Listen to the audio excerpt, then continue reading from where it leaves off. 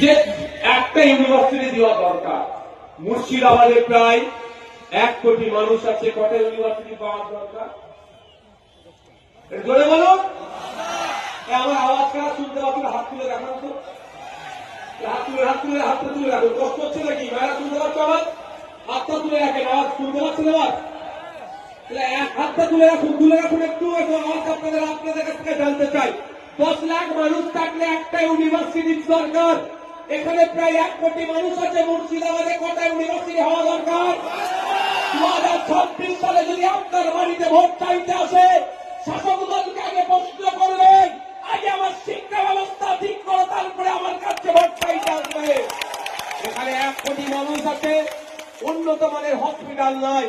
কদিন আগে দেখছিলাম দমকলে এখানে যে সুপার স্পেশালিটি হসপিটাল আছে, ওখানে উন্নত মানের নাকি এক্সরে মেশিন আছে।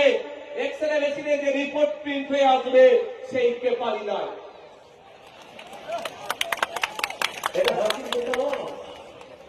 অনেক বড় রহস্য আছে।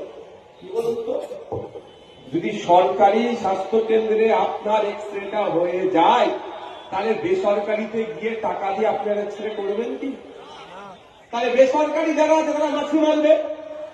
দমকলের আশপাশে খোঁজ নিয়ে দেখুন, হরিয়ারপুরের আশপাশে খোঁজ নিয়ে দেখুন, তারাপুরে বিড়ি শ্রমিকদের জন্য যে হসপিটাল হয়েছে একটু খোঁজ নিয়ে দেখুন, এখনো চালু হয়নি ঠিকঠাক করে তারাপুরের বিড়ি হসপিটালটা। কেন? যদি ওই হসপিটালটা ঠিক হয়ে যায়, তাহলে সাধারণ মানুষ তো ওই হসপিটালে গিয়ে ট্রিটমেন্ট করবে, বেসরকারি গুলোতে আর যাবে না।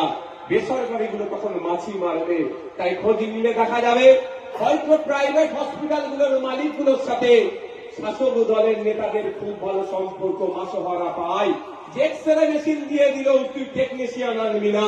যদি টেকনিশিয়ান এসে যায় বলবি প্রিন্ট করা মেশিন নাই, প্রিন্টার খারাপ হয়ে গেছে, প্রিন্ট হবে না। তাহলে কি হবে? প্রাইভেট গুলোতে গিয়ে কামাবে আর মাসোহারা নেতাগুলো পাবে। তাই আমরা আপনাদের কথা দিয়ে যাই, আপনাদের এই আওয়াজ তুলতে হবে। স্বাস্থ্যমন্ত্রী ঠিক আপনাদের কি করতে হবে? আপনাদের এই আঙুঠাতে, আপনাদের এই ভোটেই কিন্তু স্বাস্থ্যমন্ত্রী তৈরি হয়। তাই আমার বলার বক্তব্য এটাই যে আগামী দিনে পশ্চিমবাংলার এমন স্বাস্থ্যমন্ত্রী আনতে হবে, যেই স্বাস্থ্যমন্ত্রীর কাজ হবে কলকাতার পিজি হসপিটাল, এনআরএস হসপিটাল, আরজি কর, চিত্তরঞ্জন মেডিকেলের মতো স্টার হসপিটাল আমরা প্রতিটা জেলায় জেলায় একটা করে তৈরি করবে। সেই রকম আমাদেরকে স্বাস্থ্যমন্ত্রী তৈরি করতে হবে। কেন আমার মুর্শিদাবাদের একজন গিরি শ্রমিক, কেন মুর্শিদাবাদের একজন পরিযায়ী শ্রমিকের পরিবারের কারো অসুস্থ হয়েছে, এখান থেকে প্রায় 300 কিলোমিটার গিয়ে কলকাতায় ট্রিটমেন্ট নেবে? আপনারা যদি আমাদের সাথ দেন, মুর্শিদাবাদের মানুষ যদি আমাদের সাথ দেয়, রাজ্যের মানুষ যদি আমাদের সাথ দেয়, আপনারা যদি আপনাদের ভোটে সঠিক স্বাস্থ্যমন্ত্রী তৈরি করতে পারেন, এখানে আমি কথা দিয়ে যাচ্ছি 5 বছর একটা সরকারের পিরিয়ড থাকে।